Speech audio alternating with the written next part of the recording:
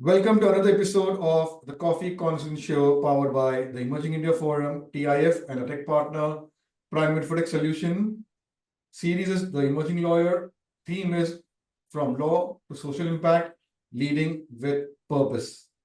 We have with us Talha Salaria, founder at Laws at Work and founder trustee at Lapidary Foundation. She has over 25 years of experience as a corporate attorney and an extensive background in social entrepreneurship. Talha has been instrumental in shaping the legal landscape in India, particularly in the tech and ITES sector. She has been an independent director at JM Financial Products and she is a dedicated social impact leader.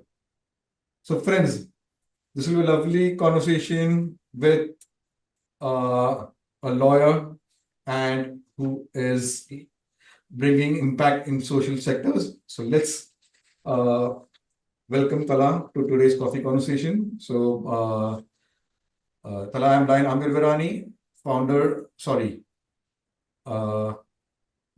host at Coffee Conversation and legal tech evangelist.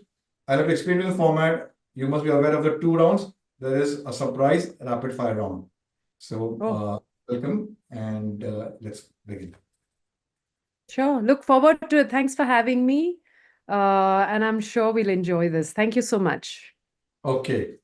So my first question for your professional journey round, how was the journey being in the legal world and also your social impact work till date? That's a wide question. I think the journey has always been focused more on trying to push yourself. And I think I have enjoyed it very much because I got the chance to study at NLS. So that itself was great training.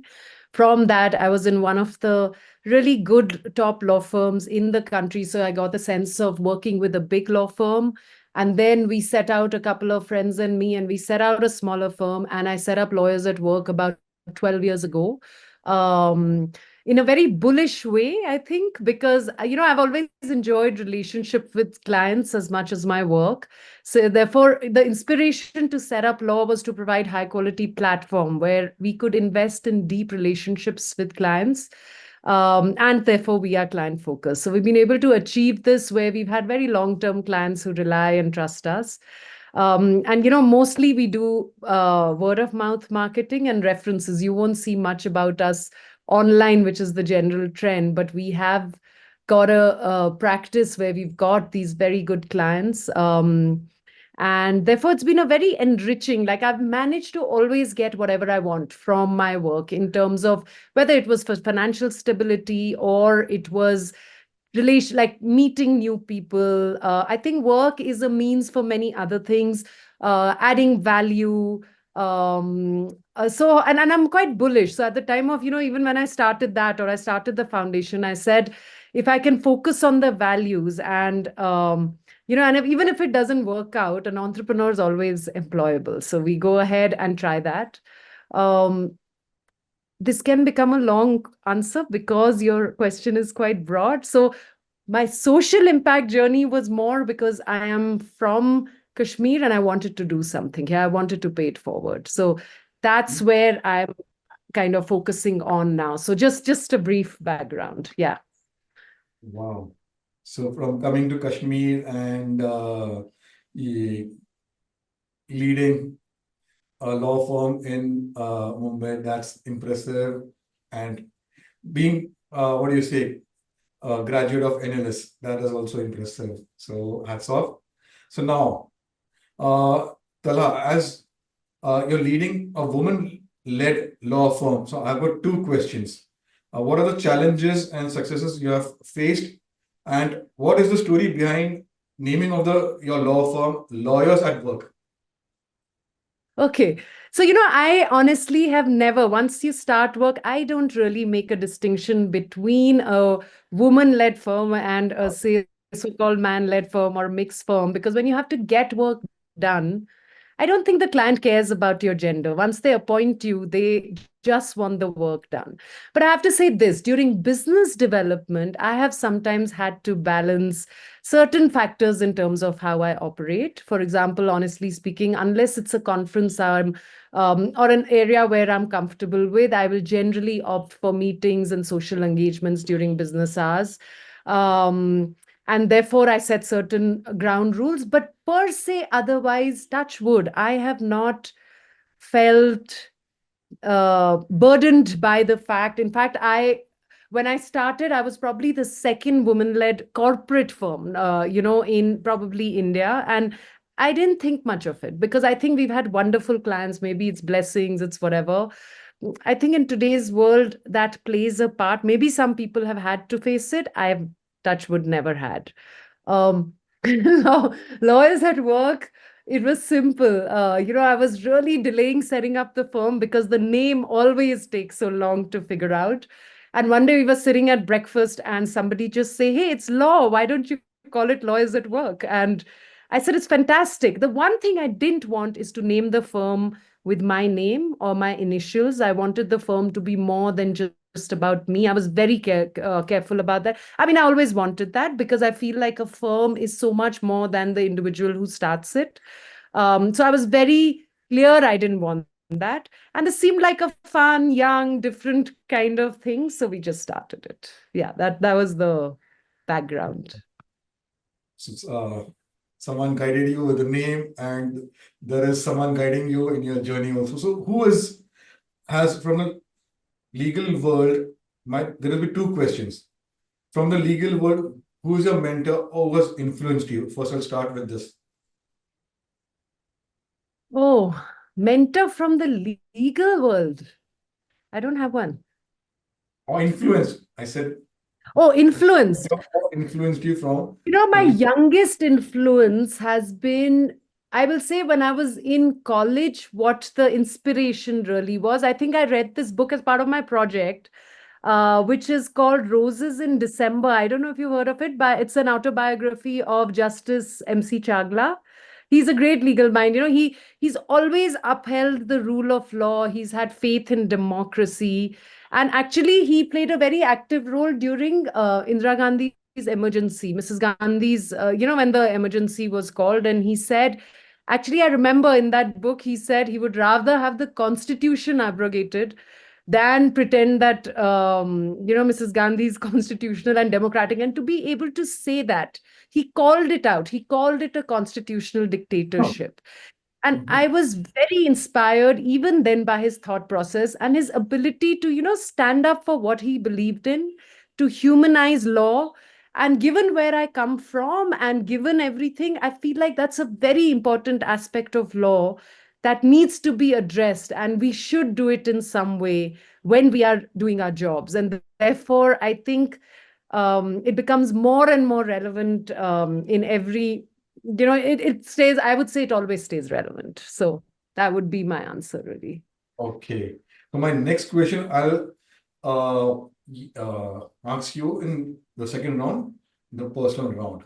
With that is knowing about Talha and your personal journey. So that question about the social impact, I'll ask you later. Don't want to. Okay. I want to focus more on your lawyer's work. Okay. Okay. Now, you've been a member at International Bar Association. So how has your experience been over there? International Bar Association, I don't know if everyone will know, whoever listens to this, it is one of the biggest legal associations in the world. It was founded, I think, when India got independent. It was founded in 1947, and it's an association of international legal practitioners. So that's very important. And bar associations, law societies from around the world. What I love about it actually is the fact that it's a very good platform to interact with people from all over the world in a few days. And these are longish conferences in a way where you're able to interact with them at a national and international level. There's a lot of learning. There's a lot of interaction, obviously possibility to work together, experience the way other people work in other cultures, making friends. And I think being able to interact in a professional setting, which kind of with mutual interest, which helps in the development of business as well as the individual, irrespective of the size of the organization, is good. And what I love about them is they focus as much on the conference as the social events.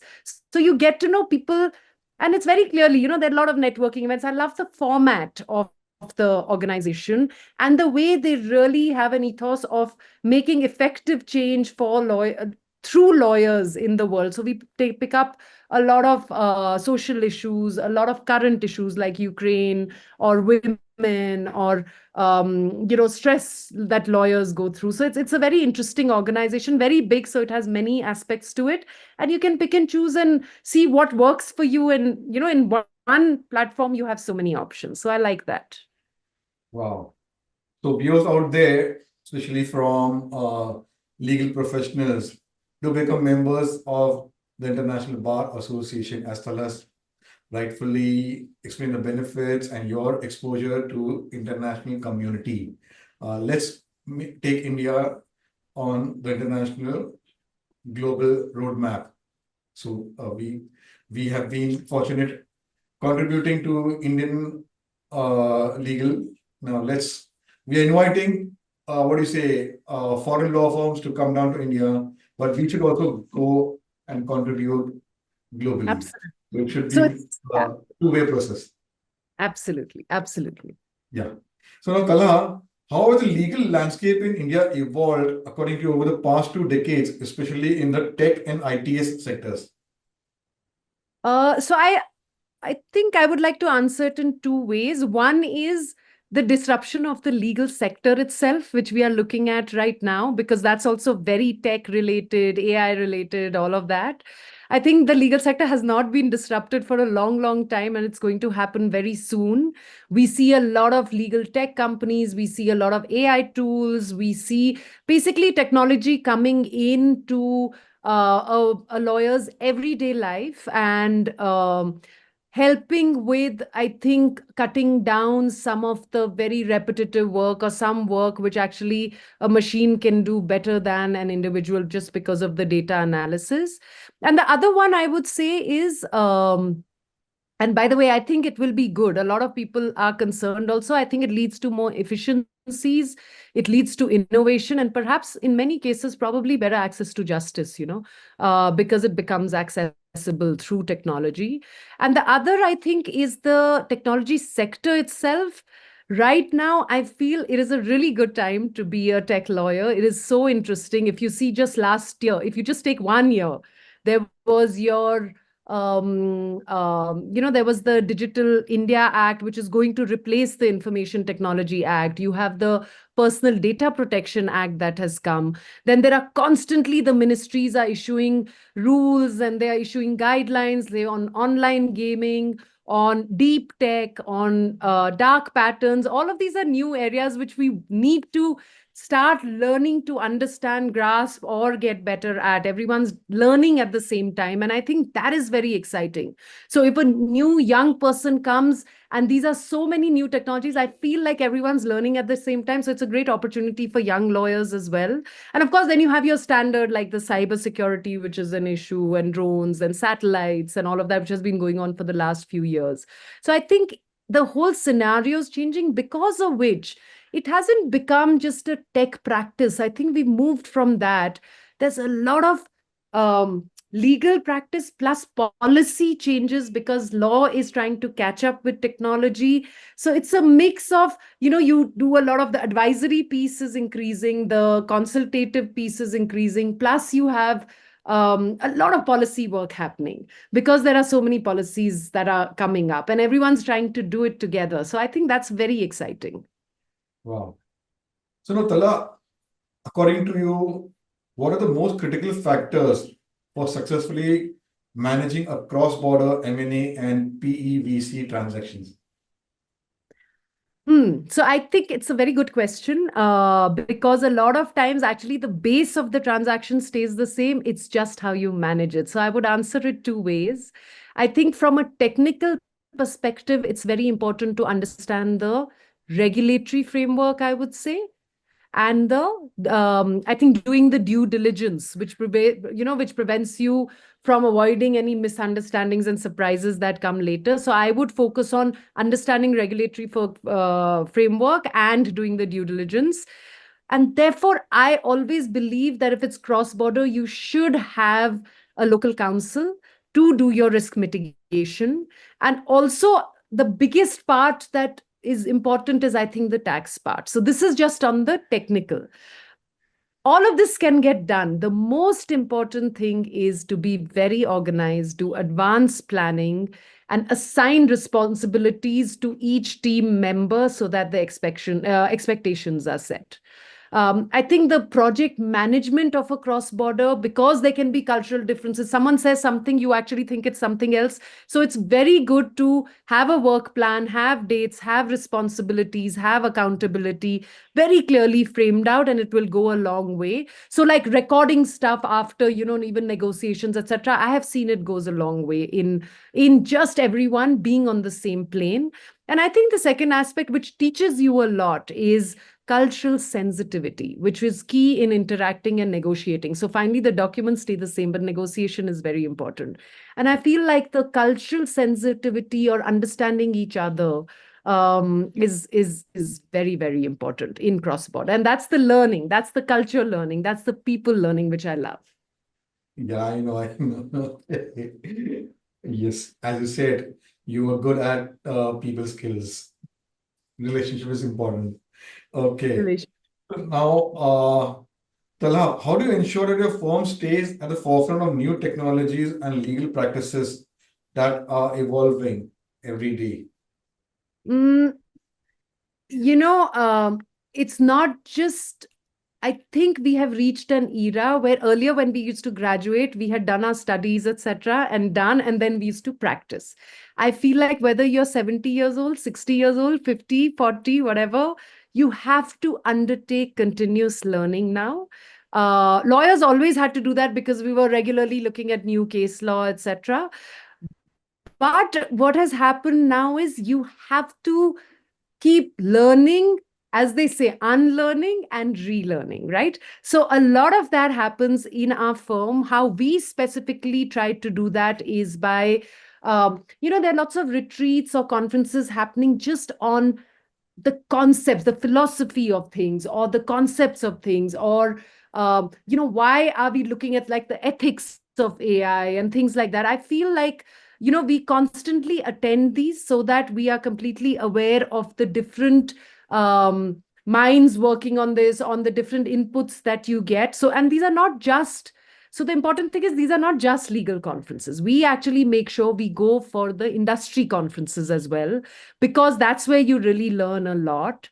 And also, we have in our firm, we have these continuous legal education programs where we get experts and we have people that keep talking. And of course, then we have the whole lot of internet and access to, you subscribe to certain periodicals, etc., to keep updated. So there's a mix of things that happen. In fact, I feel like there's maybe too much information rather than less information. So you need to be able to say no more than yes to everything that you get. Wow. Okay. So now this is in continuation of our conversation on technology. So law firms are adopting now, after pandemic, there is adoption of legal technology.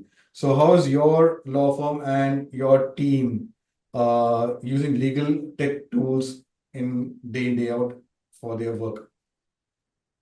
This is the actual tools that we use. One thing after COVID, of course, I think technology per se, we use video calls a lot, like a lot. And that has become a part of life. We don't even think of it. Today, for example, you're sitting there and I'm sitting. So that's the technology. Then we have a lot of things like now for execution of documents. We used to have a full day going to people's offices to do that. We use DocuSign or any of these other online, tech platforms a lot. So then you can be anywhere, you get your stamp paper, you sign. So that has become simplified. Then I think there's a lot of, integrated cloud-based platforms which provide you everything that lawyers need, which are specific to lawyers. We use one of them, which is like we have it for timesheet management, for billing, accountancy, even our knowledge management sits in that. Then documentation management, when we are interacting with each other, we use that tech platform. We also use for like meetings, we use note takers. So now you don't need to take copious notes as well. Then for, I think even there are others, like we recently have started using a tech tool for formatting documents, which earlier used to take a lot of time.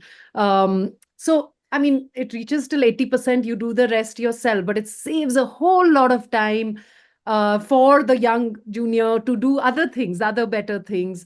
Then research tools, there are so many research. So I think we are using technology every day for so many things, other than wherever you need the human mind for negotiations or, interaction with client, where you need the human. So we are using it a lot.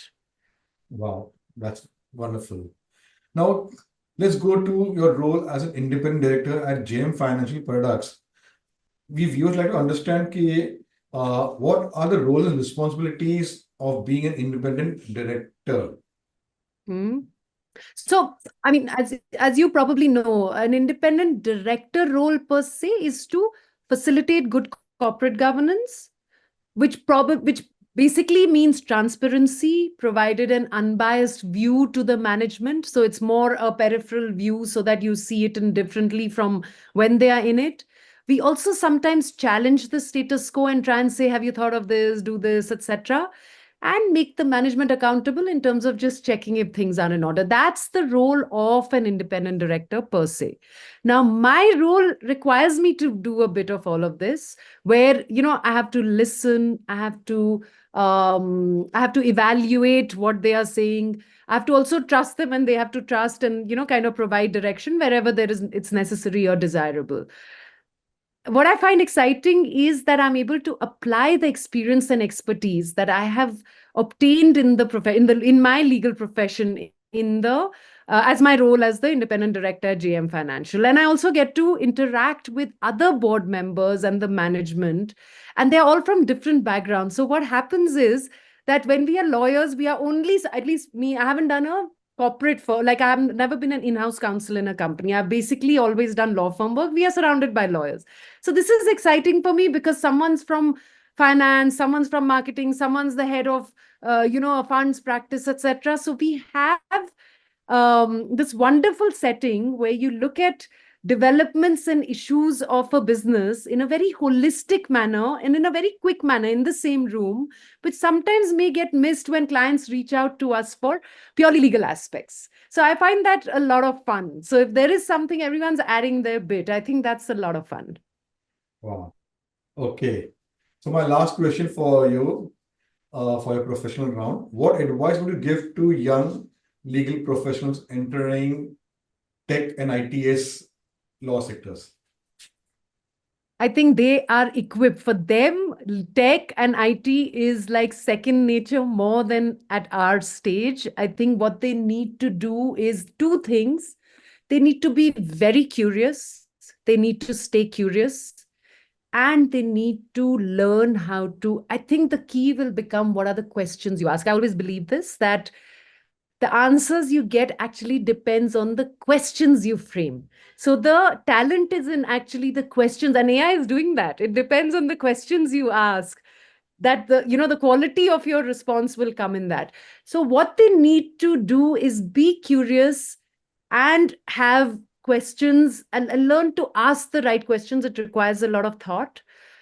Secondly, I believe there's a lot of times we say, hey, you need to work smart. Don't worry about working hard. I feel like both are there, because a lot of times, a lot of the base jobs that people used to do, technology is going to take over. So your mind has to be very active, and you have to both work smart and also work hard. So I feel like in principle, these two are important. And in terms of understanding or access to technology, I feel like they have an upper hand on us, because they are born with it. The way they go to it is different from us. So they can actually use it to their advantage and reach places which we will still learn to reach, because we also have to unlearn sometimes and relearn. They have to just learn. So I think it's a great time to be a young lawyer. Yes, that's why. So you'll get a surprise in the rapid fire, the gift which is related to polio horses. Okay. Okay. Now, let's go to the next round, the personal round, and understand Talha as a person. Tell us about your family and your formative years, Talha. So as I said, I grew up mainly in Kashmir till I was in school, and then had to suddenly during my class 8, 9, I had to go to a boarding school because our schools used to be shut a lot because there was a lot of stuff happening in Kashmir. There was a lot of disturbance. So childhood was a bit confusing. Going suddenly from a very secure joint family setup to a boarding school was hard to deal with. But I think both back at home and even today we are told, deal with it. It is what it is. So I think that's where I got my resilience from.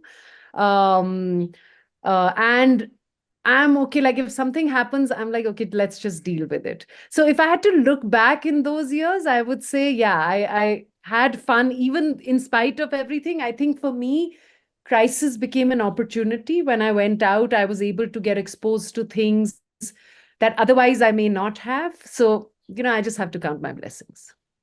Wow. Okay. Uh, Now, let's go to your college NLS. What were the actions and memories of those days? It was a very interesting part of my life, I have to say. I think I learned the most there, and I also grew up the most there.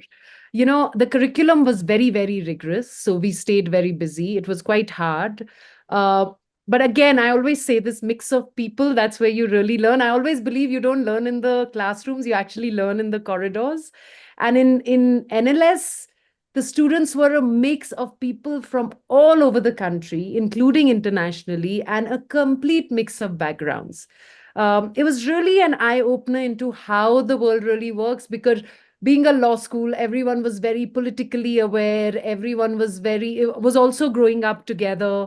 And we had a very small group, like our batches were not big. Like now you have 100 plus students. We didn't have that. It was only a law school with 5 classrooms, with I think 80 people in one batch. So very small, very focused, and therefore quite interactive and enjoyable. We knew everyone in the college. I have to say, what the biggest gift it gave me was my close circle of friends that I made there, which are my close friends today. Also, we actually interact on a daily basis. So that was nice. Wow, that's interesting. So, Talha, what are your hobbies or interests that you have developed over the years? I'm a runner, so I do 10Ks, half marathons. I've done marathons as well. I love climbing mountains. So I love trekking. So I'm a more adventurous outdoor person. I love trekking, but I also now love climbing peaks. So I've been doing that. And I think both my husband and I love watching documentaries on TV and, music and sports related movies. So that's really what I like to do. Wow, that's interesting.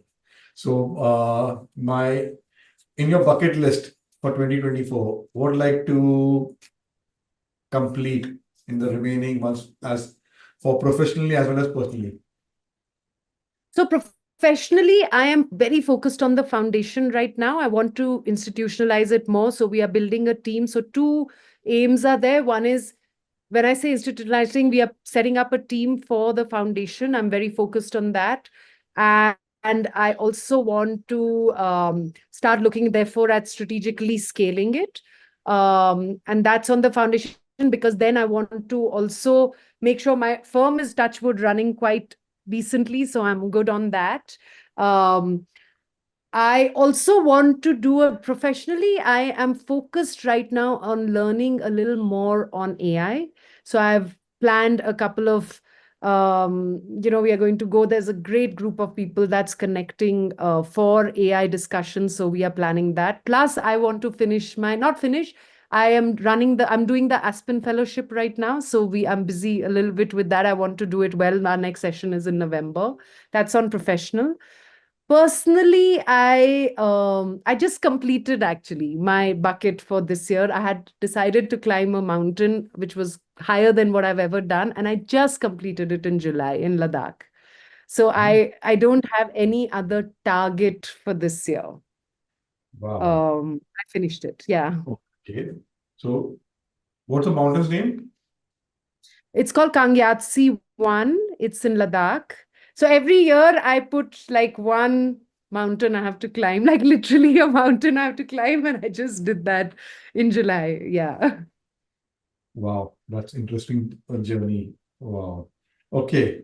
Now, as I said, I want to ask you about your foundation. So what are the activities that you undertake in this foundation, and how has it impacted the So beneficiaries? foundation, what we do, our aim was to try and get financial empowerment jobs, etc., for young law students in JNK. So what we do is we run a 1 year long training program for them, which covers a whole lot of not just technical. So it covers, of course, the technical legal training, legal methods and contracts and all of that. But we also do life and soft skills training. We do mentorship. We do mental health support. So we do a whole lot of stuff with them so that, and then we help them get internships where they can showcase themselves, which we hope will open the right doors for jobs. So we give them access. So that keeps me quite busy as well. And Impact, we are on our third cohort.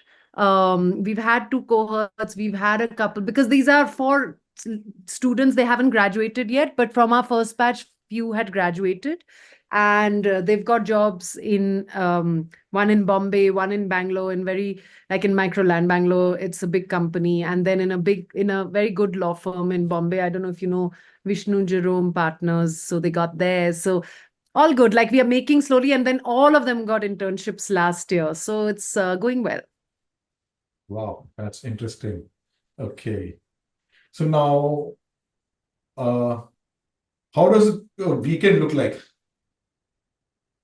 Ah, it depends where I am. If I'm in Kashmir doing my classes, typically weekends will be 100% going for a trek. I never stay at home.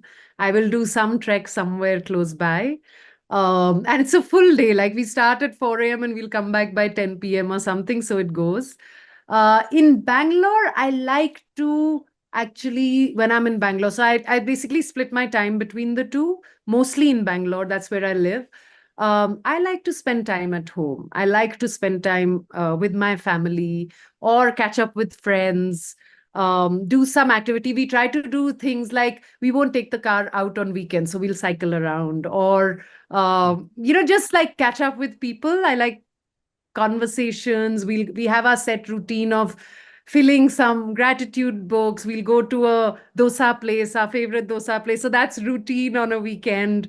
We'll go there, we'll do this, we'll meet people we know there, so we'll catch up. It's very casual. It's really to relax Wow, and catch up with friends. Yeah. that's interesting. So now, as you said, you are doing a lot of work with in JNK. That's beautiful. You're staying connected with Yes. your roots. So it's very touchy moment. Uh, During my coffee corner, there have been people who have been contributing to their roots, to their places where they have grown, and we're happy. Okay, you're among one of them. That's interesting. So now, which movie has inspired you professionally and personally? I don't have the best memory, but I recently saw this movie, which I love. It's an old movie called 12 Angry Men. I don't know if you've seen it. It's No. basically a jury trial where this person has been charged with, I think, murder or whatever. And then he's going to actually, it's a criminal case. And there's this jury of 12 people where everybody believes that they want to kind of say, they all except one say that he should be convicted. And this one guy says no, and he should not be convicted. And it's all about how people then converse and actually change their mind. What I loved about it is it showed us how colored, it showed me both, like my husband and I were watching, and it showed me how we are so colored by our unconscious biases and personal interests. Like one guy was finishing it off because he had to go to a game, like a football game or something. So even in situations where we are involved, where we won't realize we are making biased decisions, and if we are more conscious about the bias, we will be able to make less biased decisions. And I found it a lot of fun. So I'm just remembering the last one that I watched just literally 2 weeks ago, which I enjoyed very much. Wow. So Yeah. now I want to say something about uh, places to visit and in Kashmir, as well as having food over there. So your recommendations. Ah, recommendations. In Kashmir, we have places to go. I think Kashmir is, when people come, they have a list of things they want to do. Actually, it's a place just to experience. I mean, of course, people want to go to Gulmarg, want to go to Pelgam. I would say just go somewhere, take a cup of tea, just enjoy the view and relax. I feel like that's what you need. That's the kind of place it is. Definitely go for a shikara ride. It's also very relaxing. I still do it. Maybe Mhm. go for a short trek, or depending on your fitness level, because then you're in the mountains, because that's what it's about. There are streams, mountains. It's very, very beautiful. And then, of course, also look at a bit of the handicrafts, because there are lots of shops. It's very reasonable, but very good handcrafted stuff. So I feel like these are the few things that you should do when you come here. Pahalgam is very beautiful, so you should do that. And you can go for some treks, etc. there, or even by car. You can go and do a picnic by the like stream. I feel like those are nice things to do. Okay. And what about Kashmiri cuisine? Kashmiri cuisine, such a tough question. I'll tell you why, because actually locals don't go out that much to restaurants. So the best way to eat it is if you know somebody and they will order, there's the vaza who makes the vazwan, which is our traditional food, and there is a vaza. Best quality you get is if you order from there and get it home, honestly. But there are a few places that offer it. There's this hotel called Nadis, which has very, very good food. They also make Kashmiri regular everyday food, which you otherwise, I don't find you get it in other places here. So that's a really lovely place to go. There is Chai Jai, which is in the city, which has very nice teas and the breads that we have here, which is, in Kashmir, actually, confectionery is very popular and very good. So that would be another place that you could go to. And can I think of a third one? These are the two for now. And a lot of people go to Adus for Vazwan, but I would say if you have somebody, the only thing is now this is a little far, but otherwise I would say go there rather than there. Wow. So thanks for that. So now we are coming to the two questions for what does you're an epitome of Sri Shakti. So what does Sri Shakti mean to you? Oh, Sri Shakti, yeah. I think it's, Sri Shakti is basically about being able to influence people in a positive way and by action more than just by talking.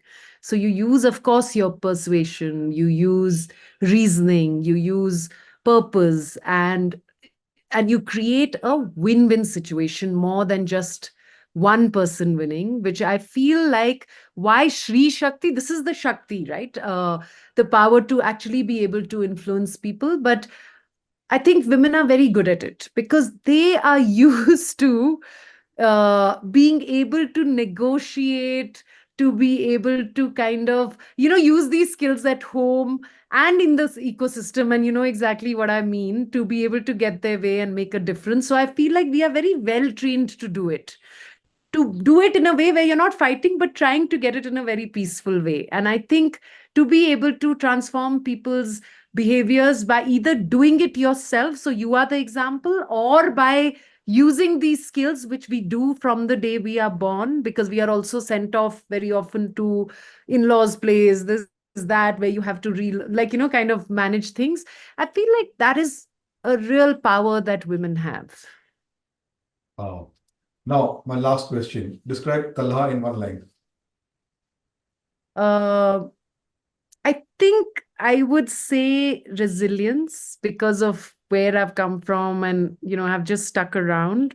But I'm also a very shy person, actually. It doesn't come across it very often, but I am. I don't know how, like, I actually even agreed to. I'm just like, yeah, whatever. I'm not very often, like in public forums, let me put it that way. Yeah. I can understand. I can relate. Same thing, me. Okay. So let's have some fun. And then you're doing this, and then you're doing this. Hats off to you then. It's good. So you're also doing some things, and uh, True. through your foundation, through your other activities, so many things. So yes, everyone, Allah Ta'ala has given that ability to do something which we are not aware, but He makes us contribute. So this coffee conversation is also a social initiative, and we have impacted over 200 plus guest speakers during this 4 Wonderful. years. Right. Awesome. That's beautiful. Yeah, and the journey goes on, and yes. So now you are part of the coffee tribe community. Awesome. Thank you. Okay, so yeah, uh, your favorite Kashmiri cuisine? Sag. Wow. Okay. Uh, if not a lawyer, what you have been? I think a mountaineer. Newer. Okay. Favorite color? Favorite color, red. Okay. Favorite movie? Oh, that's a tough one. I don't have one. Or documentary? Shawshank Redemption was really good. I enjoyed it. Okay. Uh, favorite Kashmiri song? Uh, I'll come back to it. I have to remember the name. I'm why I'm bringing up, because my dad's best friend was a Kashmiri Pandit, and we have Oh, wow. contact. Yeah, Okay. I'll talk to you after this Ah, conversation. nice. Okay. Yeah. Yeah.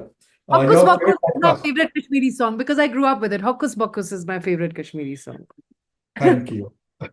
Okay. Your favorite podcast? My favorite podcast is the Great Mastery podcast. I will tell you just now who hosts it, but we'll go ahead and I will tell you. Yeah. Okay. Finding Mastery podcast. I find it really good. Thank you. Your go-to stress relief activity? Go to stress relief activity. Oh, I I just have a cup of tea. I take a break and I have a cup of tea. Okay. That's I just sit Okay. down. Okay. Best piece of advice you have ever received? Life is lived best, second best. That's interesting. So you did very well. So let's close the toast. Thank you. And you get to win this book, Shaping the Agency Lawyer for Future, as I said. Oh, wow. Awesome. That'll be very I'm good. an author of 15 ebooks, so this will be autographed and sent to you. Go through and share your inputs. So share it with your team also. We have got PDF. So there, I'll show you the link for the other, what do you say, content library. There we have blogs on technology. We have got blogs on business mantra. Then there is LinkedIn newsletter, legal tech conversation, so podcast, everything. So we'll share those, share with the team. So we have created content library, which I've personally added with my team, and I'm the what do you say, content creator. So friends, it was a lovely conversation having with a Kashmiri true at heart and connecting with the roots, knowing about this tech and ITES law, So this is a conversation which you should watch and subscribe to our Coffee Conversation Show on YouTube channel, where over 200 plus episodes are there. She is an epitome of Sri Shakti, contributing to law students through a foundation and a nature lover, a trekker, a mountaineer by true. If not a lawyer, as she said, she would be a mountaineer. But she's keeping her passion alive, connecting to her roots, going again back in Kashmir. And that's very wonderful because Kashmir people need people like you. There have been other coffee speakers which I'll connect with you, Joginder Singh. He's also a lawyer and does wonderful work of contributing to students out there. So you two should connect. And this is second coffee conversation I'm having with, from Jammu and Kashmir. So this place is really close to my heart, I say. So do watch our episode and happy Ganesh Chaturthi. So we look forward to another coffee conversation, guest speaker, and enjoying the conversation with a cup of hot coffee. Thank you. Thank you so much. Thank you. I really enjoyed it. Thank you very much.